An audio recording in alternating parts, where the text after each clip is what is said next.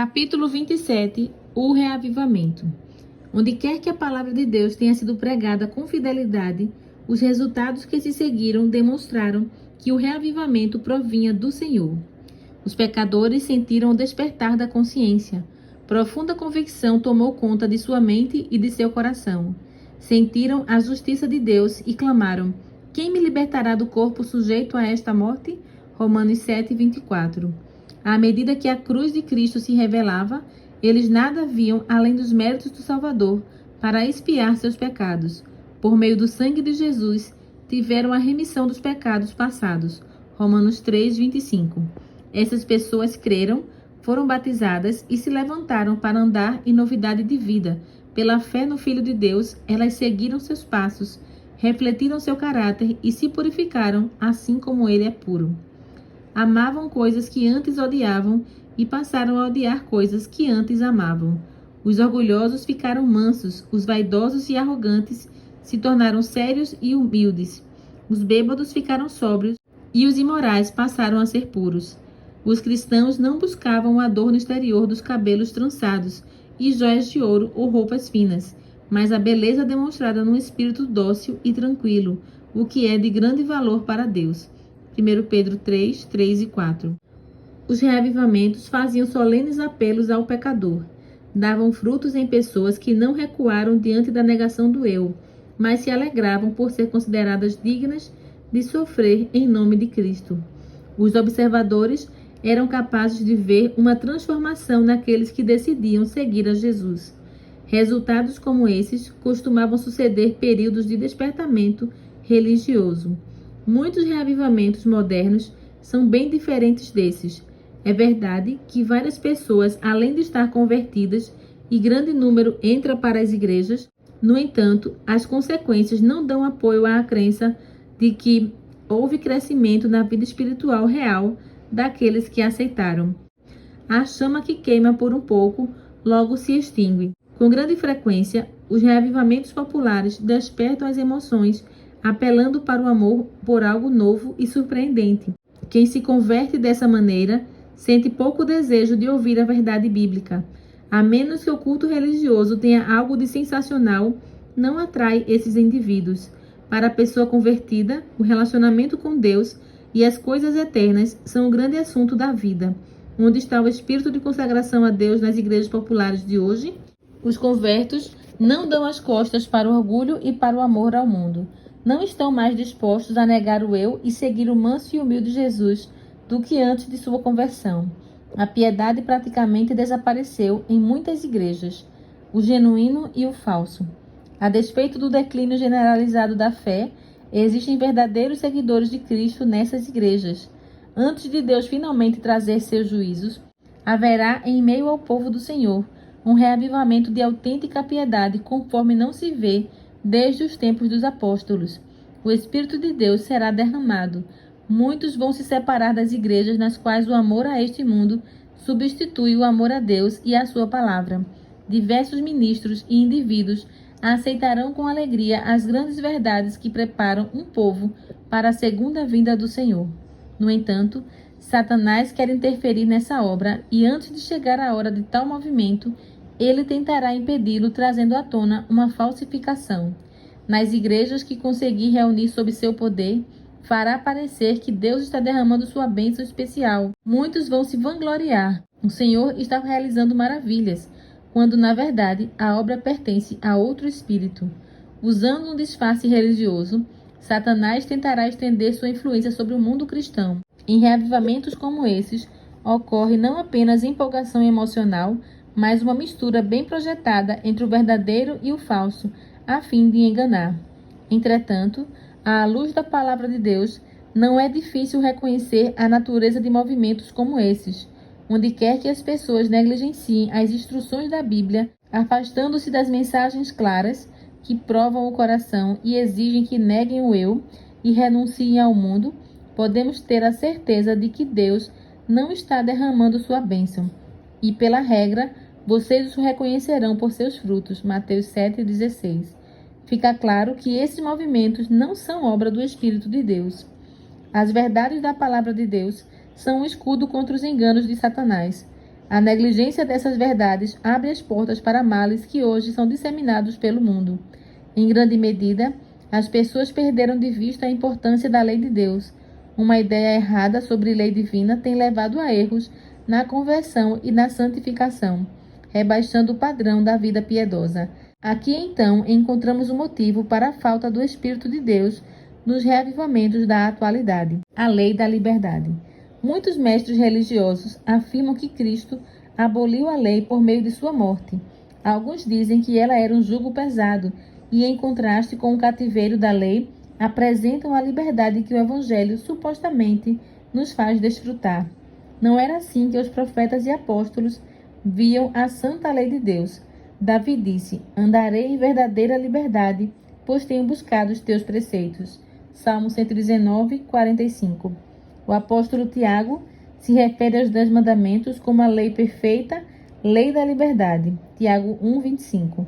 João, o revelador, pronuncia uma bênção sobre aqueles que guardam os seus mandamentos, para que tenham direito à árvore da vida e possam entrar na cidade pelas portas. Apocalipse 22, 14. Se fosse possível mudar a lei ou colocá-la de lado, não haveria necessidade de Cristo morrer para nos salvar da pena do pecado. O Filho de Deus veio tornar grande e gloriosa a sua lei. Isaías 42, 21. Ele disse: não pensem que vim abolir a lei. Enquanto existirem céus e terra, de forma alguma desaparecerá da terra a menor letra ou o menor traço, até que tudo se cumpra. Mateus 5, 17 e 18.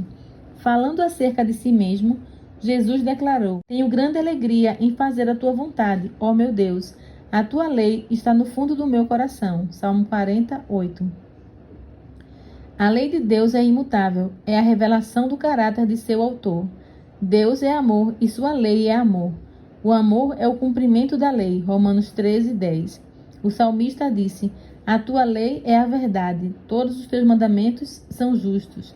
Salmo 119, 142 e 172. Paulo declarou: a lei é santa e o mandamento é santo, justo e bom. Romanos 7, 12. Uma lei como essa deve ser tão duradoura quanto aquele que a instituiu. A obra de conversão e santificação consiste em restaurar as pessoas a Deus, levando-as a obedecer aos princípios de sua lei. No princípio, as leis humanas estavam em perfeita harmonia com a lei de Deus, mas o pecado alienou as pessoas de seu Criador. O coração entrou em guerra contra a lei divina.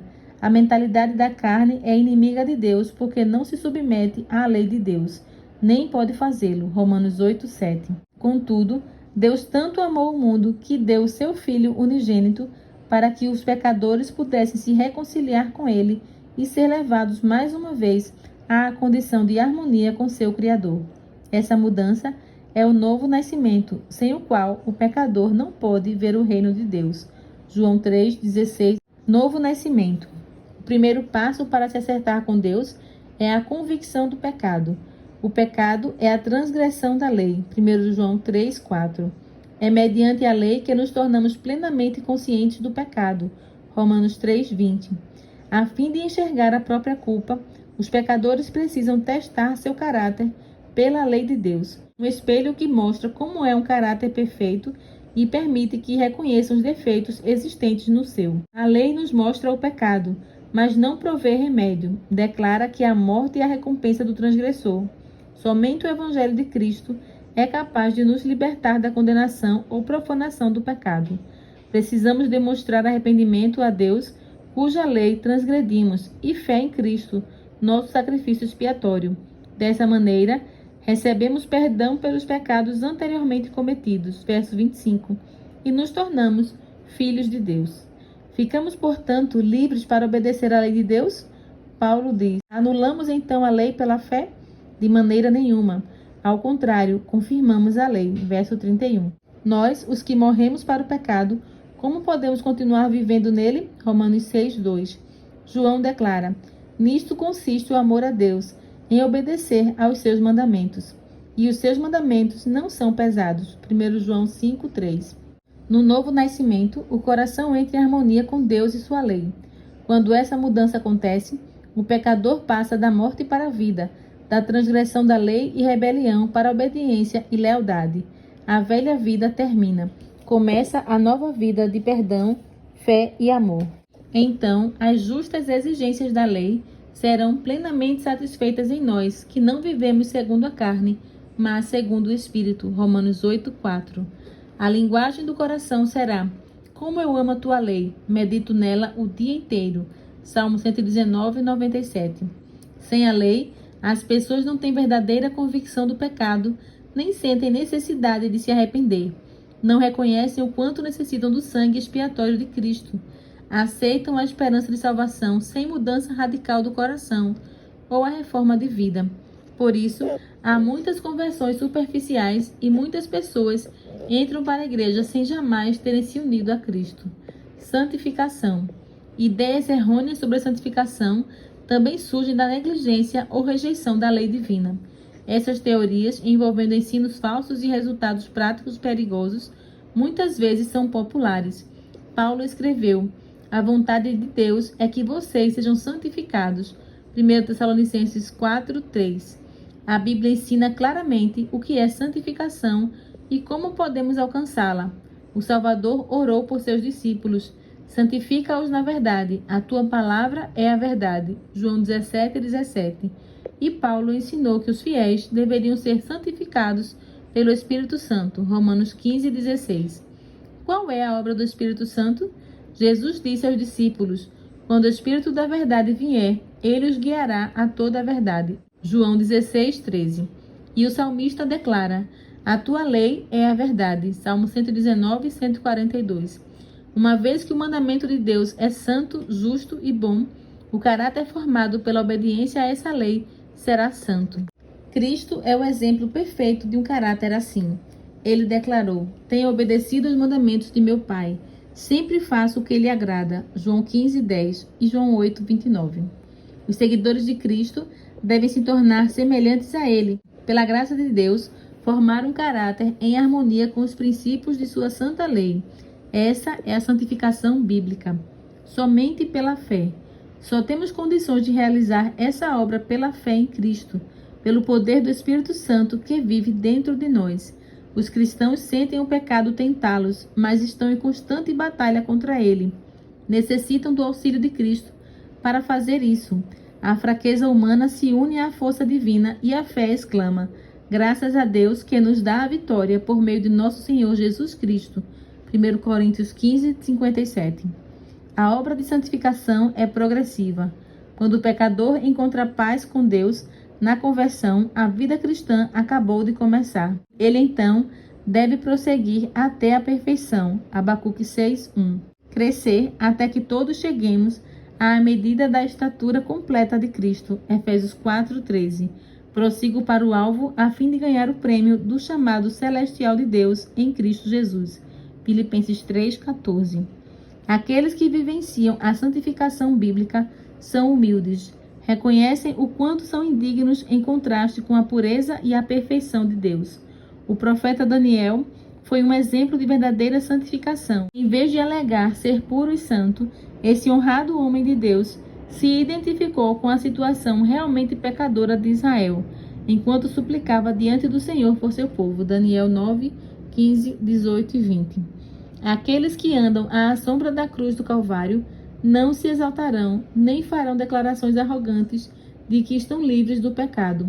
Sentem que foi seu pecado que causou a agonia que quebrantou o coração do Filho de Deus, e esse pensamento os leva à humildade profunda. Aqueles que vivem mais perto de Jesus compreendem com maior clareza o quanto a humanidade é frágil e pecadora, e que sua única esperança está nos méritos de um Salvador crucificado e ressurreto. A santificação que agora ganha notoriedade no mundo religioso tem um espírito de exaltação pessoal e desconsideração pela lei de Deus que a identifica como alheia à Bíblia. Aqueles que a ensinam alegam que a santificação acontece instantaneamente e, dessa maneira, por meio da fé somente, eles atingem santidade perfeita. Apenas creia, dizem eles, e a bênção será sua. Nenhum esforço adicional é exigido do recebedor. Ao mesmo tempo, negam a autoridade da lei de Deus, alegando que estão liberados de qualquer obrigação de guardar os mandamentos. É possível ser santo sem entrar em harmonia com os princípios que exprimem a natureza e a vontade do Senhor? A palavra de Deus testifica contra essa armadilha doutrinária de uma fé sem obras. Não é a fé que reivindica o favor de Deus sem cumprir as condições por meio das quais ele concede misericórdia. É presunção. Tiago 2, 14 a 24. Que ninguém se engane, achando que pode se tornar santo enquanto viola deliberadamente um dos requisitos de Deus. O pecado conhecido silencia a voz de testemunho do Espírito, que separa o coração de Deus. Embora João reflita tanto sobre o amor, ele não hesita em revelar o verdadeiro caráter daqueles que afirmam estar santificados enquanto vivem em transgressão da lei de Deus. Aquele que diz, eu o conheço, mas não obedece aos seus mandamentos, é mentiroso e a verdade não está nele. Mas se alguém obedece à sua palavra, nele verdadeiramente o amor de Deus está aperfeiçoado. 1 João 2, 4 e 5. Esse é o teste da profissão de todos. Se as pessoas diminuem e menosprezam a lei de Deus, se quebram um desses mandamentos, ainda que dos menores, e ensinam os outros a fazerem o mesmo, Mateus 5,19, podemos saber que suas alegações não têm fundamento. A declaração de não ter pecado é evidência de que a pessoa que fala isso está longe de ser santa. Esse indivíduo não possui um conceito verdadeiro da pureza e santidade infinita de Deus, nem de como o pecado é odioso e mau. Quanto maior a distância entre nós e Cristo, mais justos pareceremos aos nossos olhos. Santificação autêntica.